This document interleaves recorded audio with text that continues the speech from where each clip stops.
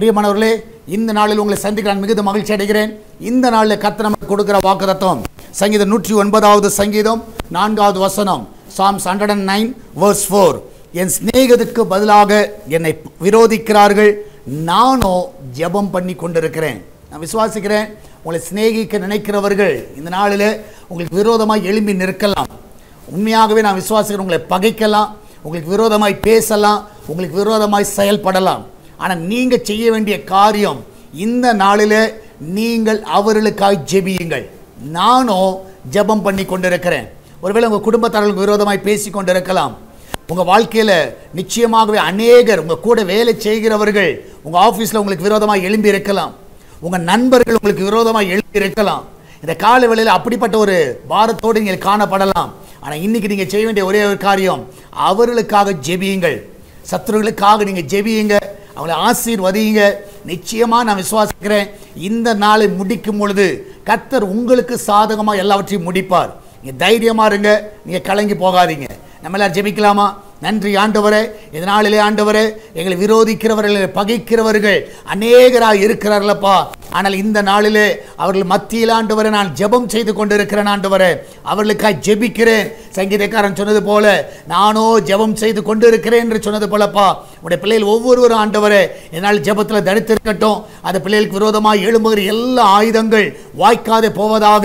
அவளுக்கு விரோதமாய் பேசுகிற நாவுகள் ஆண்டவரே இந்த நாளிலே கட்டப்படட்டும் அப்பா. இந்த நாளில் வேலை ஸ்தலத்தில், குடும்பத்தில், தனிப்பட்ட வாழ்க்கையில், ஊழியத்தில் அந்த பிள்ளைகளுக்கு ஆண்டவரே நீர் ஆண்டவரே பக்கபலமாக இருக்க வேணுமா ஜெபிக்கிறேனப்பா. அவருடைய பாரத்தோடு ஜெபிக்கிற ஜெபங்கள் ஆண்டவரை எல்லாவற்றையும் நீங்கள் கேட்ட ஆண்டவரே, அந்த பிள்ளைகளுக்கு நீர் பதிலளிக்க வேணுமா ஜெபிக்கிறேன். நன்மையினால் அவர்களை திருப்தி ஆக்குவீராக. எல்லாவற்றுக்கும் மேலாக ஆண்டவரே, இந்த நாளில் சுக பிரசவத்துக்காய் போகிற பிள்ளைகள் நல்ல சுகத்தோடு பிள்ளை பெற்றெடுக்கட்டும்.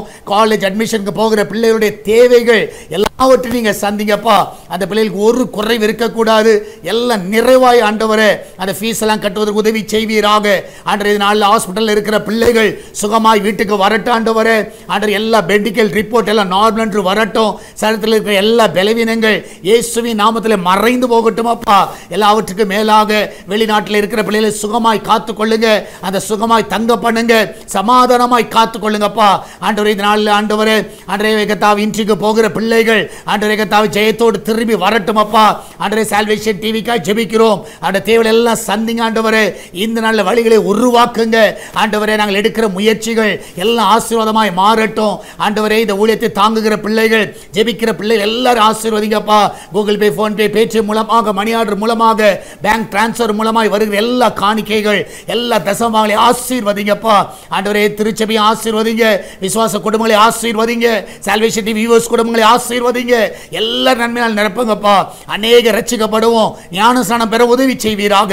ஆசீர்வதிங்க, இயேசுவின் நாமத்தில் ஜெபிக்கிறோம். ஆமென், ஆமென். பிரியமானவர்களே, கர்த்தர் உங்க கூட இருக்கிறார். தைரியமா இருங்க, எதை குறித்து கலங்காதீங்க. God bless you.